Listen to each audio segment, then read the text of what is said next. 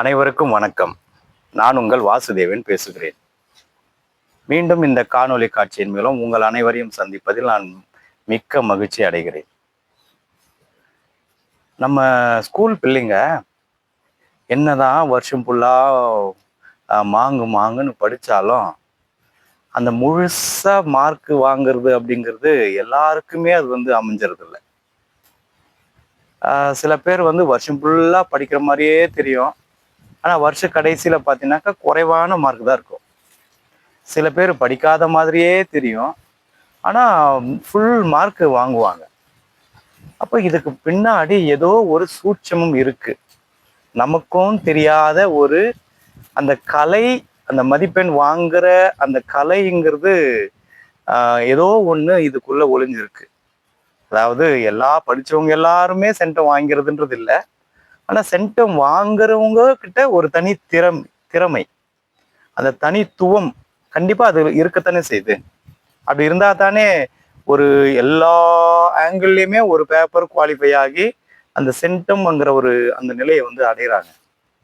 அந்த கோணத்துல இப்ப நாளைக்கு பப்ளிக் எழுத போற ஸ்டூடெண்ட்ஸுக்கு ஒரு சில குறிப்புகளை நான் சொல்லணும்னு நினைக்கிறேன்.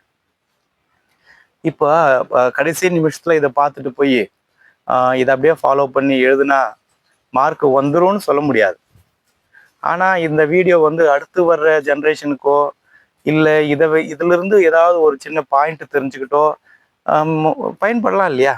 அப்போ யாருக்கோ இந்த ஒரு வீடியோ பயனுள்ளதாக இருக்கும், அப்படி இருக்கத்தான் போகுது. எல்லாருக்கும் பயன்படணும்னு சொல்ல முடியாது, ஆனால் யாருக்கோ ஒரு சிலருக்கு அது பயனுள்ளதாக இருக்கும்.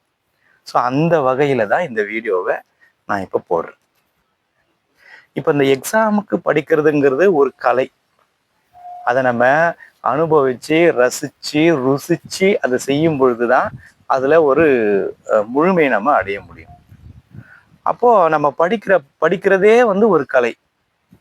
படிக்கிறது வெறுமனே பரீட்சைக்குன்னே படிக்காம, வெறும் மார்க் பேஸ்டா படிக்காம, நான் நீட்ல செலக்ட் ஆயிடணும், ஜேஇல செலக்ட் ஆயிடணும், படிச்சு முடிச்ச உடனே நான் அதை ஆயிடணும் இது ஆயிடணும்னு அப்பா அம்மா கொடுக்குற ப்ரெஷர்ல நாம எதையோ வெந்ததையோ வேகாதையும் தின்னுட்டு உடம்ப வளர்க்குற மாதிரி ஏதோ புரிஞ்சதும் புரியாததுமா படிச்சுட்டு அதுக்கப்புறம் போய் அதுல கொஞ்சம் பரீட்சையில எழுதி மார்க் கடைசியில வரலையேன்னு அவஸ்தைப்பட்டு, ஐயோ பையன் குறைவா மார்க் வாங்கிட்டான், நம்ம அவனை திட்டக்கூடாது, இப்ப ஸ்ட்ரெஸ்ல இருப்பான்னு அப்பா அம்மாவும் கஷ்டப்பட்டுக்குன்னு. ஸோ இப்படி எல்லாம் நெருடல் இல்லாம ஸோ படிக்கிறதுங்கிறது ஒரு கலை. அதை ரசிச்சு ருசிச்சு செய்யும் பொழுது அது நமக்கு அதுல இருந்து ரிட்டர்ன் எவ்வளவு வந்தாலும் அது நமக்கு ஓகே தான். நம்மளுடைய திறமைக்கு ஏற்ற மாதிரி தான் அதுல இருந்து நமக்கு ரிட்டர்ன் வரப்போகுது, மார்க்கும் வரப்போகுது. இப்போ படிக்கிறது எப்படி படிக்கணும், ஒரு ஒரு புக்கு நமக்கு கொடுக்குறாங்க. அதுல பல பாடங்கள் இருக்கு. அந்த ஒரு புக்ல முழுசா கொடுக்குற அந்த புக்ல அந்த மொத்த கண்டென்ட்டுமே பல பாடங்களா நமக்கு யூனிட்டாவோ பாடமாவோ அதை பிரிச்சு கொடுத்துருக்குறாங்க. நம்ம அந்த புத்தகத்துல படிக்கிற அந்த அந்த படிப்பானது அது பரீட்சைக்குன்னு மட்டும் இல்லாம நம்ம வாழ்க்கைக்கும் சேர்ந்து அதை நம்ம படிக்கணும். ஸோ இந்த பாடத்துல இந்த பகுதி நமக்கு கொடுத்துருக்குறாங்க. இதை படிச்சா நம்ம வாழ்க்கையில எப்படி பயன் பெறலாம், எப்படி நமக்கு அறிவு அது வளரும் அப்படிங்கிற நோக்கத்துல நம்ம எந்த ஒரு பாடத்தையும் நம்ம அணுகும் பொழுது அது நமக்கு ஈஸியா புரிஞ்சுட்டு போயிடும். இப்ப ஒரு மெக்கானிக் ஷெட்ல ஒரு பையன் நாள்தோறும் உக்காண்டே இருக்கிறான். அவன் அந்த மெக்கானிக் அசிஸ்டண்ட்டை கூட வேலை செய்யல, ஆனா அந்த மெக்கானிக் என்ன பண்றான் ஏது பண்றான்னு உன்னிப்பா அதை பார்த்துட்டே இருக்கிறான். அதுல அவனுக்கு கத்துக்கணும்ன்ற அந்த ஆர்வம் இருக்கு. அப்போ அந்த மெக்கானிக் என்ன பண்றானோ அதை அப்படியே தானும் செஞ்சு பார்த்து ஒரு நாள்லயே அந்த மெக்கானிக் வேலையை கத்துக்கிறான். அதே போலதான் நாம அந்த புத்தகத்துல நமக்கு வாழ்க்கைக்கு தேவையான என்ன பாடத்தை கொடுத்துருக்குறாங்கன்றத நம்ம படிச்சு அதை உண்மையிலேயே அதை உள்வாங்கிக்கும் பொழுது நமக்கு அது ஈஸியா நம்ம மனசுல நின்றுது. இப்ப நம்ம பிறந்தப்போ நமக்கு வச்ச பேரு இன்னைக்கு நான் மறந்தா போயிடுச்சு. கொஞ்சம் யோசித்து பாருங்க. நம்ம ஃப்ரெண்ட்ஸுங்களுக்கெல்லாம் ஏதோ கொஞ்சம் 2 வருஷம் நட்பு, 3 வருஷம் நட்பு, 6 மாசம் நட்பு, அவங்க பேரெல்லாம் நம்ம கேள்விப்பட்டிருக்கோம். அதெல்லாம் நமக்கு மறந்தா போயிடுச்சு. அதே போலதான் நம்ம படிக்கிற பாடமானது நம்ம மனசுல இருந்து என்னைக்கும் அது வந்து நீங்காது. அப்ப படிக்கிற படிப்பானது முழுசா இன்வால்வ் ஆகி படிக்கணும், உண்மையா படிக்கணும். சில பேர் என்ன பண்ணுவாங்க, படிக்கிறேன் படிக்கிறேன் படிக்கிறேன்னு வெறும் புக்கை வச்சுட்டு கேள்விகளை வந்து உருட்டடிச்சுட்டு படிச்சுட்டா இன்னைக்கு படிச்சது நாளைக்கு அது மறந்து போயிடும். அப்போ படிக்கிற படிப்பு அந்த டெக்ஸ்ட் புக்கை முழுசா படிக்கணும். அதுல என்ன கருத்தை சொல்லியிருக்கிறாங்கன்றத நம்ம உள்வாங்கி படிக்கணும். இன்னும் சொல்ல போனா ஆத்மார்த்தமா படிக்கணும், அனுபவிச்சு படிக்கணும். படிக்கிற அந்த கான்செப்ட் ஆனது நம்ம அனுபவிச்சு படிக்கும் பொழுது அதுவாவே ஆகி அந்த கான்செப்டை நம்ம மனசுல நிறுத்தும் பொழுது அது நமக்கு என்னைக்கும் காலத்தால அழியாத கல்வெட்டு போல நம்ம மனசுல நல்லா பதிஞ்சிரும். அப்போ வெறுமனே மனப்பாடம் பண்ண கூடாது. அடுத்த காரியம் நான் என்ன சொல்ல போறேன்னா, மார்க்கெட்ல விற்கிற இந்த கைடு, இந்த மினிமம் மெட்டீரியலு, இவைகளை வந்து நம்ம டிபெண்ட் பண்ணியே இருக்கக்கூடாது. வெறும் கேள்வி வைஸா படிச்சுட்டு அதுக்கான ஆன்சரை வந்து மனப்பாடம் பண்ணி அது பரீட்சையில வந்து எழுதி அதை பாஸ் பண்ணா அதுல நமக்கு என்ன நன்மை கிடைக்க போகுது? மார்க் வந்துருது, ஆனா உண்மையான அறிவு வளர்ந்ததா? இல்லை. அப்போ உண்மையான அறிவு வளரணும்னா அந்த குறிப்பிட்ட அந்த பாடத்துல அந்த டெக்ஸ்ட் புக்ல என்ன தகவலை நமக்கு கன்வே பண்ணணும்னு நினைக்கிறாங்களோ அதை உண்மையா நம்ம உள்வாங்கும் பொழுது மட்டும்தான் அது நீண்ட கால அடிப்படையில நம்ம மனசுல தங்கும். பரீட்சைக்குன்னு அதை படிக்காம நம்ம அறிவுக்காக நம்ம அதை படிச்சோம்னா அது நம்ம மனசை விட்டு என்னைக்கும் நீங்காது. ஸோ மார்க்கெட்ல விற்கிற கைடு வாங்கி படிக்கிறது பெஸ்ட். அதே போல மினிமம் மெட்டீரியல் படிச்சு வாங்கி அது மினிமம் மெட்டீரியல்ங்கிறது என்னன்னாக்கா இந்த ஃபாஸ்ட் ஃபுட்டு மாதிரி, அது நம்ம உடம்புக்கு கெடுதி. அப்போ அந்த இன்ஸ்டண்டா ஒரு சின்ன மினிமம் மெட்டீரியல் கொடுப்பாங்க, அது ஒரு 15-20 பக்கம் இருக்கும். அதை படிச்சுட்டு அதுல இருந்து சில கேள்விகள் வரும், அதை எழுதிட்டோம்னா நமக்கு அது வந்து நல்லா இருக்காது. அப்போ அது வாழ்க்கைக்கும் உதவாது. நம்ம அதிகமாக மார்க் வாங்கிட்டாலும் அது எதுக்கும் பிரயோஜனப்பட போறதில்லை. கருதானே? வெறும் மார்க் ஷீட்ல மட்டும் அதிகமான மார்க் வாங்கி வச்சுட்டு நம்ம வாழ்க்கைக்கு அது பயன்படலைன்னா எதுக்கு? அது ஏட்டு சுரக்கா கறிக்காகாது. அது போல அந்த ஏட்டு கல்வி நம்ம வாழ்க்கைக்கு பயன்படாது. நம்ம வாழ்க்கைக்கு கல்வியே நம்ம வாழ்க்கைக்கு பயன்படக்கூடிய வகையில அதை படிக்கணும், அவ்வளவுதான். அதே போல இந்த எக்ஸாமுக்கு படிக்கிறப்ப நம்ம ஒரு டைம் டேபிளை வந்து போட்டுடணும். டைம் டேபிளை போட்டு இந்தந்த தேதிக்குள்ள இந்தந்த சப்ஜெக்டுங்களை இத்தனை ரிவிஷன் பண்ணி முடிச்சிடணும்னு ஒரு டைம் டேபிள் போட்டு அதுக்கேற்ற மாதிரி நம்ம படிச்சோம்னா எந்த சப்ஜெக்டும் நமக்கு மிஸ் ஆகாது. லாஸ்ட் மினிட்ல நமக்கு டென்ஷன்ஸ் இருக்காது. கரெக்ட் தானே? இப்போ டைம் ஷெட்யூல் போட்டுறோம். எக்ஸாமுக்கு முன்னாடியே ஒவ்வொரு சப்ஜெக்டும் குறைஞ்சபட்சம் ஒரு 3-4 ரிவிஷன் பண்ற மாதிரி நம்ம டைம் டேபிள் போட்டு அதுக்கேற்ற மாதிரி எல்லா சப்ஜெக்டையுமே நம்ம முறையா ரிவிஷன் பண்ணணும். 4 முறை 5 முறை அதை ரிவைஸ் பண்ணும்போது மட்டும்தான் அந்த எல்லா பாடத்துல இருந்தும் என்ன கருத்து நமக்கு சொல்லியிருக்கிறாங்கன்றது நமக்கு தெரிஞ்சுக்க முடியும். அப்ப ரிவிஷன் பண்ணாம நம்ம பரீட்சைக்கு போக முடியாது. இது உங்களுக்கு பயனுள்ளதா இருக்கும்னு நினைக்கிறேன். அதே போல அந்த அந்த ரிவிஷன் பண்றப்ப நம்ம என்ன பண்றோம்னா ஒரு சில சப்ஜெக்டுகளை நல்லா அதிகமா படிக்கிறது. இப்போ உதாரணத்துக்கு சிலருக்கு மேக்ஸ் ரொம்ப பிடிக்கும், அப்போ மேக்ஸை மட்டுமே நல்லா படிக்கிறது.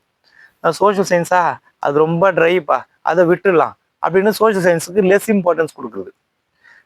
தமிழ் தானே படிச்சுக்கலாம் விடு அப்படின்னு கொஞ்சம் அஜாகிரதையா இருக்கிறது. அப்படியெல்லாம் இருக்காம, ஏன்னா உங்களுக்கு 5 சப்ஜெக்டோ 6 சப்ஜெக்ட்னா 6 சப்ஜெக்டுக்கும் நீங்க ஈக்குவல் இம்பார்ட்டன்ஸ் கொடுத்து படிச்சாதான் 6துலயும் 100 வந்தாதான் 600. ஒன்னுத்துல வந்து 100க்கு 100 வாங்கிட்டு இன்னொன்னுத்துல வந்து 50-60 வாங்கினா உங்களுடைய மொத்த மதிப்பெண் வந்து அங்க குறைவா வர்றதுக்கான வாய்ப்பு இருக்கு.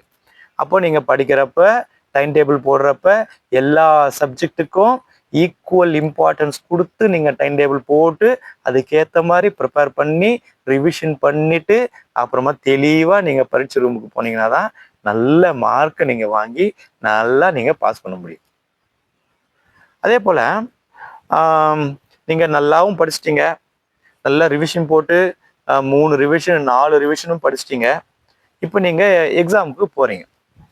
எக்ஸாமுக்கு போகிறதுக்கு முன்னாடி நாள் என்ன பண்ணுறீங்க, நல்லா விடிய படிக்கிறீங்க. நைட் 12 மணி வரைக்கும் படிக்கிறீங்க. அதே போல் மறுநாள் காலையில் 4 மணிக்கு எழுந்து 7 மணி வரைக்கும் படிக்கிறீங்க. அப்புறம் குளிச்சுட்டு எக்ஸாம் ஹாலில் போகிறீங்க. அங்கே போனால் நல்லா தூக்கம் வரும். அப்போ என்ன பண்ணுங்க, முன்னாடி நாள் ஒரு 10 மணி வரைக்கும் படிச்சிருங்க, போதும். 10 மணி வரைக்கும் படிச்சுட்டு நல்ல தூக்கத்துக்கு நிறைய நேரம் கொடுங்க. குறைஞ்சபட்சம் ஒரு நம்மளுடைய ஹியூமன் பாடி ஒரு 7லிருந்து 8 மணி நேரம் வரைக்கும் குறைஞ்சபட்சம் தூங்கணும். அப்படி முறையாக தூங்கினாதான் அடுத்த வேலைக்கு அடுத்த அந்த எக்ஸாம் எழுதுறதுக்கு நம்மளுடைய பாடி அது தயார் பண்ணும். இல்லைன்னா எக்ஸாம் டைம்ல பாடி நமக்கு மக்கர் பண்ணும். அங்கே தூக்கம் வரும், அங்கே கொட்டாவி வரும், அங்கே தூங்குற நிலைமைக்கு வந்துடும். அப்போ நம்ம பாடி இயல்பான அந்த சூழ்நிலையில நான் ரொம்ப ஸ்ட்ரெஸ் கொடுத்து கடைசி நேரத்தில் நம்ம படிக்காம நல்லா தூங்கி எழுந்து ஃப்ரெஷ்ஷாக குளிச்சுட்டு குறைவான சாப்பாடு சாப்பிட்டுட்டு தேவையான தண்ணியை குடிச்சிட்டு நமக்கு தேவையான எல்லா ரைட்டிங் மெட்டீரியல்ஸும் நம்ம எடுத்துட்டு இருக்கிறோமான்னு 1க்கு 2 தடவை செக் பண்ணிட்டு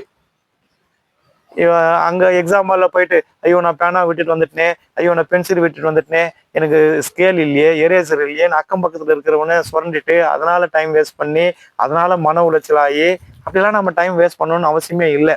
அப்போ நம்ம வீட்டில இருந்து எக்ஸாமுக்கு கிளம்புறப்பவே 2 பேனா இல்லை 3 பேனா எடுத்துக்கோங்க. இந்த பென்னில் கூட பார்த்தீங்கன்னா நல்லா நீட்டாக ஃப்ளோவாக எழுதுகிற பெண்ணை யூஸ் பண்ணுங்க. மேக்சிமம் ஜெல் பென் யூஸ் பண்ணலாம், அது நல்லா எழுதும். அதுக்கும் மேலே ரொம்ப ஒரு என்ன சொல்றதுனாக்கா ஒரு தெய்வீகமாக ஒரு எழுதணும்னு நீங்கள் நினச்சிங்கன்னா இங்க் பென் யூஸ் பண்ணுறது நல்லது. அது ரொம்ப ராயலாகவும் இருக்கும், ரொம்ப லெஜிபிளாகவும் இருக்கும். அந்த இங்க் பென்னு இப்போ யாரும் அதிகமாக பயன்படுத்துறது இல்லை. ஆனால் நீங்கள் பயன்படுத்தி ஹேண்ட் ரைட்டிங் நல்லா அழகாக எழுதி நீங்கள் மற்றவங்க வாங்குறத காட்டிலும் 1 மார்க்கு நீங்கள் கூட வாங்கினாலே நல்லது தானே. அப்போ நீங்கள் இங்க் பென்னு எழுதுறத ப்ராக்டிஸ் பண்ணுங்க. அதே போல் சில எக்ஸாம்ஸில் நான் பார்க்குறேன், students multi colour pen use பண்ணுறாங்க. அது மாதிரி மல்டி கலர் பென்னு யூஸ் பண்ணாதீங்க. அதிகபட்சமாக போச்சுன்னா 2 கலர், ஒன்று பிளாக்கு இன்னொன்று ப்ளூ. அந்த பிளாக்குங்கிறது அந்த ஹெட்டிங்ஸை ஹைலைட் பண்ணுறதுக்காக, ப்ளூன்றது வழக்கமாக எல்லா ஆன்சர்ஸும் எழுதுறதுக்காக. அப்போ பிளாக் யூஸ் பண்ணலாம், ப்ளூ யூஸ் பண்ணலாம்.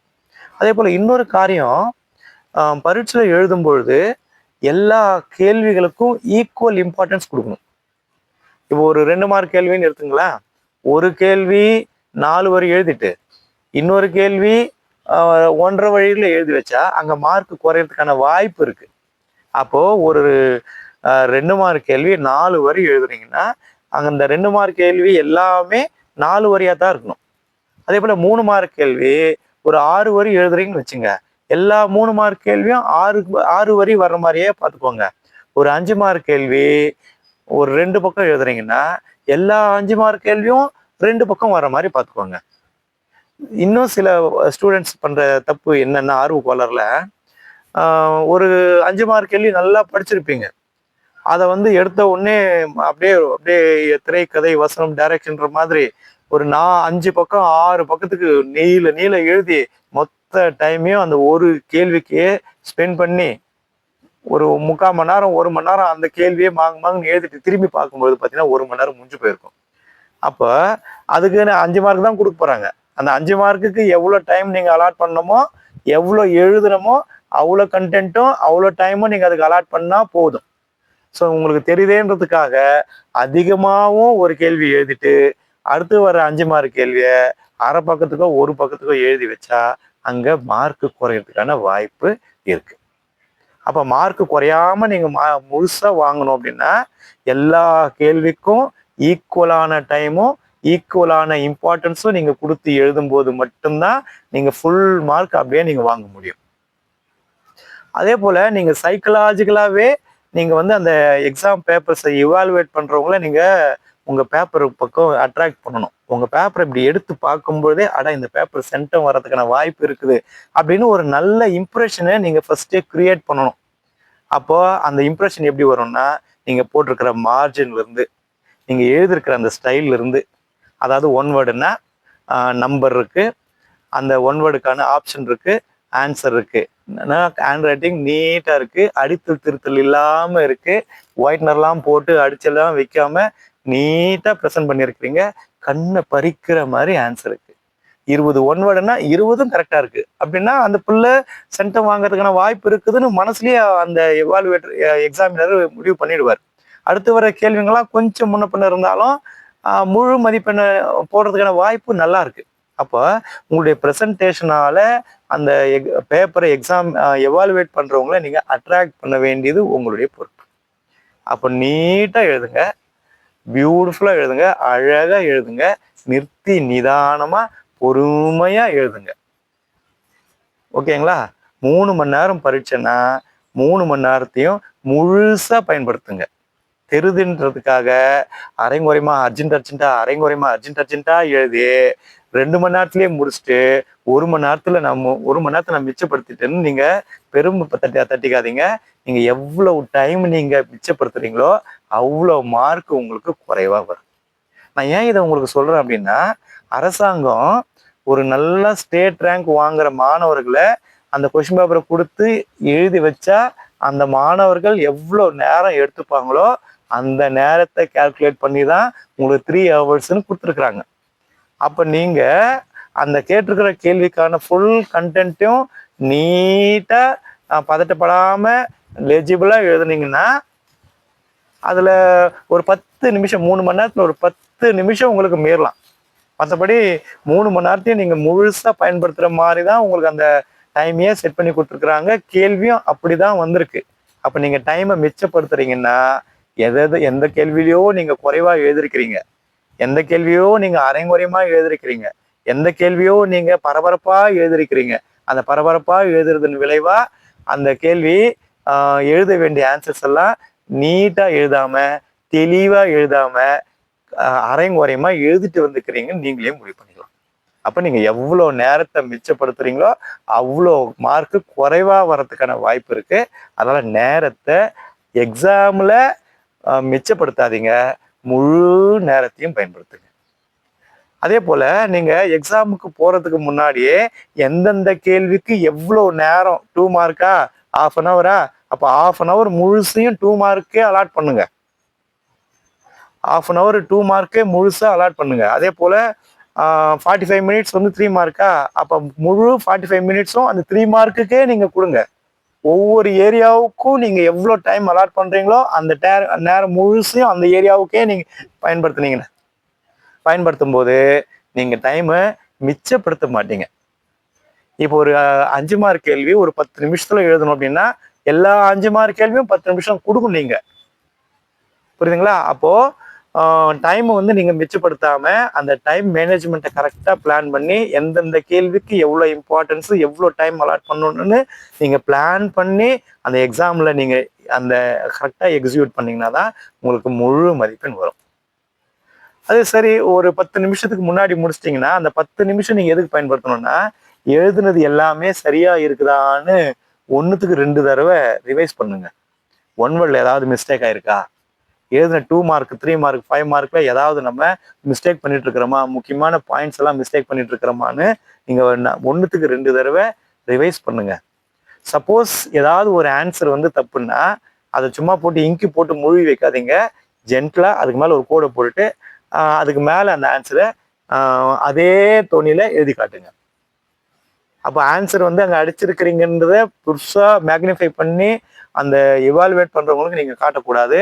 நீங்க அடிச்சிருக்கிறதே எவாலுவேட் பண்றவங்களுக்கு தெரியக்கூடாது. ஜென்டலா அடிச்சுட்டு நீங்க வந்து ஆன்சர் எழுதலாம். அதே போல ஒயிட்னர் வைக்கிறத மேக்சிமம் அவாய்ட் பண்றது நல்லது. ஒரு கேள்வி முழுசா எழுதுறீங்க, எழுதுன அந்த மொத்த கேள்வியுமே தப்புன்னா சும்மா பென்சில் ஒரு கோடு போட்டு இது என்னால் அடிக்கப்பட்டதுன்னு எழுதிட்டு அடுத்தடுத்த பக்கங்கள்ல அந்த கேள்வி எழுத போயிடுங்க. தப்பாயிடுச்சுன்னு சொல்லிட்டு அந்த கேள்வியை போட்டு ஒவ்வொரு பக்கமும் ஒயிட்னர் வச்சுட்டு அந்த மாதிரி எந்த வேலையுமே பண்ணக்கூடாது. சரிங்களா? அதே போல உங்களுக்கு தேவையான எல்லா ரைட்டிங் மெட்டீரியல்ஸும் நீங்க தான் கொண்டு போகணும். முடிஞ்சா உங்களுக்கு தேவையான வாட்டரையும் நீங்களே தான் கொண்டு போகணும். இன்னொரு முக்கியமான விஷயம் என்னன்னா, உங்களுக்கு ஃப்ரெண்ட்ஸுங்கெல்லாம் அக்கம் பக்கத்துல நிறைய பேர் இருப்பாங்க. அவங்கெல்லாம் மச்சான் எனக்கு இந்த ஆன்சர் சொல்லுடா, ஏண்டி எனக்கு இந்த ஆன்சர் சொல்லிட்டேன்னு அக்கம் பக்கத்துல இருக்கிறவங்க எல்லாம் நச்சரிச்சுட்டு இருப்பாங்க. உங்களுடைய ஃப்ரெண்ட்ஸு, உனக்கு சொந்தக்காரன், தெரிஞ்சவன், ரொம்ப கித்தன் கின்னு எல்லாமே எக்ஸாம் ரூமுக்கு வெளியே தான். அப்போ எக்ஸாம் ஹாலுக்கு நீங்க உள்ள போயிட்டீங்கன்னா 3 மணி நேரம் அது உங்களுடைய லைஃபுக்கு நீங்க ஸ்பெண்ட் பண்ற அந்த நேரம். அந்த 3 மணி நேரம் ரொம்ப ப்ரெஷியஸான டைமு. அதை அடுத்தவங்களுக்காக ஒதுக்காதீங்க. எக்ஸாம் ஹாலில் யாருக்கும் ஹெல்ப் பண்ணாதீங்க. முழு நேரத்தையும் நீங்க உங்களுடைய ஃபியூச்சருக்காக நீங்க ஸ்பெண்ட் பண்றீங்க. அடுத்தவங்க கேட்டாலும் நீங்க அவங்களுக்கு சொல்லணும்னு அவசியம் இல்லை. அப்படி சில சமயம் நீங்க ஹெல்ப் பண்ண போய் அப்படி நீங்க ஹெல்ப் பண்றத அந்த இன்விஜிலேட்டர் பார்த்து நீங்க மாட்டிட்டு உங்க லைஃப் ஸ்பாயில் ஆகிறதுக்கான வாய்ப்பு இருக்கு. அப்போ நீங்க எக்ஸாம் ஹாலுக்குள்ள போயிட்டீங்கன்னா கொஸ்டின் பேப்பரை வாங்குறீங்க, அதை நல்லா படிக்கிறீங்க, எந்த கேள்வியை எழுதணும்னு முடிவு பண்றீங்க, எந்த கேள்வி எழுதுனா முழுசா மதிப்பெண் வரும்னு நீங்க டிசைட் பண்றீங்க. அதுக்கப்புறமா 3 மணி நேரத்துல நீங்க அந்த 3 மணி நேரத்தையும் நீங்க எழுதுறதுக்கு யூஸ் பண்றீங்க. யாருக்கும் எந்த பக்கமும் எந்த டிஸ்ட்ராக்ஷனும் இருக்காம நீங்க பாத்துக்கிறீங்க. புரியுதுங்களா? சப்போஸ் பக்கத்துல இருக்கிறவங்க யாருன்னா சீர்ந்தாங்கன்னா சொல்லுங்க, இன்விஜிலேட்டர்கிட்ட சொல்லுங்க, சார் என்னை டிஸ்டர்ப் பண்றா, நான் எழுதணும்னு சொல்லுங்க. அவங்க அதை பார்த்துப்பாங்க. அதே போல நீங்க வந்து கொஸ்டின் பேப்பர் வாங்குறீங்க. நான் அந்த கொஸ்டின் பேப்பர்ல ஒரு பக்கம் பிரிண்ட் ஆகல, இல்லை கொஸ்டின் பேப்பர் டேமேஜ் ஆயிருக்கு, இல்லை கொஸ்டின் பேப்பர்ல வந்து ஏதோ ஒரு சம் மிஸ்டேக் இருக்கு நீங்க வாங்குற கொஸ்டின் பேப்பர்ல அப்படின்னா இன்விஜிலேட்டர்கிட்ட கூப்பிட்டு பொறுமையா சொல்லுங்க, சார் நான் எனக்கு கொடுத்துருக்கிற கொஸ்டின் பேப்பரு நடுவில் 2 பக்கத்தை காணும் சார் அப்படின்னு நீங்க பொறுமையா சொன்னீங்கன்னா அவர் என்ன பண்ணுவார்னா இன்னொரு கொஸ்டின் பேப்பரை ஒரு 2 நிமிஷத்துல அரேஞ்ச் பண்ணி கொடுத்துருவாரு. நீங்க பயந்து போய் ஐயோ என் கொஸ்டின் பேப்பர் வந்து தப்பா வந்துடுச்சேன்னு நீங்க சென்சிட்டிவ் ஆகக்கூடாது. அதே போல உங்களுக்கு கொடுத்துருக்கிற அந்த ஆன்சர் ஸ்கிரிப்டை, அந்த ஆன்சர் புக்லெட்டை, அதுக்குள்ள இருக்கிற அந்த ஃபேஸ்புக் அந்த ஸ்லிப்ல ஏதாவது இன்ஃபர்மேஷன்ஸ் வந்து தப்பா இருந்துச்சுனாக்கா இன்விஜிலேட்டர் கிட்ட பொறுமையா சொல்லுங்க. அதை அவர் 5 நிமிஷத்துல வந்து அதை கரெக்ஷன் பண்ணி கொடுத்துருவாரு. நீங்க பயந்தீங்கன்னா, நீங்க டென்ஷன் ஆனீங்கன்னா அந்த எக்ஸாம் ஃபுல்லாவே உங்களால வந்து எழுத முடியாது. அப்ப நீங்க பயப்படாதீங்க, டென்ஷன் ஆகாதீங்க, நல்லா ஃப்ரீ மைண்டோட அந்த 3 மணி நேரத்தையும் முழுசா எழுதுங்க. ஓகேங்களா? அப்படி எழுதிங்கன்னா மீதி இருக்கிற அந்த அதாவது மீதி இருக்கிற அந்த 10 நிமிஷத்துல 5 மார்க் கேள்வி ஒன்று முடிஞ்சா ஒரு கோடு போடுங்க. ஒவ்வொரு 5 மார்க்குக்கும் இடையில ஒரு கோடு போடுங்க. 2 மார்க்குங்க ஒரு 6 கேள்வி 7 கேள்வி எழுத சொல்றாங்கன்னா அந்த 7 கேள்வி எழுதிட்ட உடனே ஒரு கோடு போடுங்க. 1 வேர்டு எழுதும்போது ஆப்ஷனோட சேர்த்து அந்த 1 வேர்டை எழுதுங்க. அப்படி எழுதும்போது உங்களுக்கு முழு மதிப்பெண் கிடைக்கும். அப்படி அந்த முழு மதிப்பெண் மட்டும் இல்லாம உங்களுடைய வாழ்க்கையும் சிறக்கும். நீங்க எந்த டென்ஷனும் இல்லாம எக்ஸாம் எழுதலாம். எக்ஸாம் எழுதிட்டு நீங்க திருப்தியா வந்து வெளியே வரலாம். வெளியே வந்துட்ட உடனே நீங்க வந்து இந்த மாதிரி ஆன்சர்ஸ் எல்லாம் வந்து வெரிஃபை பண்ணி அதுல வந்து 1 2 தப்பா எழுதிட்டு இருந்துன்னு டென்ஷன் ஆயிட்டீங்கன்னா அது அடுத்த நாள் பரீட்சையை அது அஃபெக்ட் பண்ணக்கூடும். ஒன்ஸ் நீங்க அந்த 3 மணி நேரம் பரீட்சை எழுதிட்டீங்கன்னா அதுல 1 2 மிஸ்டேக் இருந்தா அதை வந்து நீங்க ஃபீல் பண்ணணும்னு அவசியமே இல்லை. அது சிந்திய பாலுக்கு வருந்தி பயன் இல்லை. எக்ஸாமால அந்த 3 மணி நேரம் தான் உங்களுக்கு கொடுத்துருக்கிற டைமு. அதுல நீங்க எத்தனை முறை வேணாலும் அதை மறுபரிசீலனை செய்து நீங்க அதை வந்து மாற்றி எழுதுறதுக்கான வாய்ப்பு இருக்கு. எக்ஸாம் ஹாலுக்கு வெளியே வந்துட்டு பிறகு சென்சிட்டிவ் ஆகணும்னு அவசியமே இல்லை. அதே போல எக்ஸாமுக்கு போறீங்க. அப்படி எக்ஸாமுக்கு போகும்பொழுது எக்ஸாம் ஹாலில் போயிட்ட உடனே ஒரு 10 மணிக்கு பரீட்சைன்னா ஒரு 9 மணிக்கெல்லாம் எக்ஸாம் ஹாலில் போயிடுங்க. எக்ஸாம் ஹாலில் போயிட்ட உடனே அமைதியாக ஒரு இடத்த பார்த்து உக்காந்துங்க. ரிலாக்ஸ்டாக உக்காந்து ஒரு 5 நிமிஷம் மெடிடேட் பண்ணுங்க. யாரு கூடயும் வந்து பேசாதீங்க. தேவையில்லாத டென்ஷன்ஸு, சண்டை அந்த மாதிரிலாம் எதுவும் வச்சுக்காதீங்க. ஒரு 5 நிமிஷம் 10 நிமிஷம் ரிலாக்ஸ்டாக அமைதியாக கண்ணை மூடிட்டு என்னெல்லாம் படிச்சுன்றதை ரீகால் பண்ணி பாருங்க. அப்புறம் வந்து நான் ஏன் இதை பர்டிகுலராக உங்களுக்கு சொல்றேன் அப்படின்னா குறிப்பா இந்த பெண் பிள்ளைகள் தேர்வுக்கு முன்னாடி வரைக்கும் படிச்சுட்டே இருக்கிறாங்க. This is very very wrong attitude. அது வந்து ரொம்ப ஒஸ்டான ஒரு ஆட்டிடியூட். அது பிடிக்கவே பிடிக்காது. அந்த போல லாஸ்ட் மினிட் வரைக்கும் படிச்சுட்டு போயிட்டு அப்படியே பரீட்சை பேப்பர்ல வாந்தி எடுக்கணுன்ற அவசியமே இல்லை. அந்த மாதிரி வந்து படிச்சிட்டிங்கன்னா நீங்க முன்னாடி என்னெல்லாம் படிச்சிருக்கிறீங்களோ அதெல்லாம் உங்களுக்கு மறந்து போயிடும். நீங்க எக்ஸாம் ஹால் நீங்க என்னெல்லாம் படிக்கிறீங்களோ அது எல்லாத்தையுமே முன்னாடி நாளே படிச்சு முடிச்சுட்டு ஃப்ரீயா ரிலாக்ஸ்டா நீங்க நார்மலா ஸ்கூலுக்கு போற மாதிரி எக்ஸாம் ஹாலுக்கு போங்க. லாஸ்ட் மினிட் வரைக்கும் நீங்க ஹரிபரியா படிச்சுக்கிட்டே இருக்காதீங்க. குறிப்பா இந்த பெண் பிள்ளைகளுக்கு இந்த ஆலோசனை. எக்ஸாம் ஹாலுக்கு போயிட்டு ரிலாக்ஸ்டா இருங்க. ஏதாவது மெட்டீரியல் ஏதாவது இல்லையா, ரெஸ்ட் ரூம் போகணுமா, இல்லை தண்ணி குடிக்கணுமா, அந்த மாதிரி விஷயங்களை தான் நீங்க பார்க்கணுமே ஒழிய, மற்றபடி லாஸ்ட் மினிட் வரைக்கும் ஏதாவது சொன்னாங்க இவங்க சொன்னாங்கன்னு படிச்சுட்டு அந்த டென்ஷனோடவே பதட்டத்தோடவே எக்ஸாம் ஹாலுக்குள்ள போறது நல்லது கிடையாது. சரிங்களா? இந்த பாயிண்ட்ஸ் எல்லாம் உங்களுக்கு யூஸ்ஃபுல்லா இருக்கும்னு நினைக்கிறேன். இந்த பாயிண்ட்ஸ் வந்து நீங்க எக்ஸாமுக்கு போறதுக்கு முன்னாடி ஒரு தடவை நீங்க பார்த்துட்டு போங்க. இதுல 1-2 கருத்துக்கள் உங்களுக்கு பயனுள்ளதா இருக்கலாம் இல்லையா? நீங்க அந்த தப்பு பண்ணிட்டு இருக்கலாம் இல்லையா? நீங்க லாஸ்ட் மினிட்ல படிக்கிறவங்களா இருக்கலாம் இல்லையா? கரெக்ட் தானே?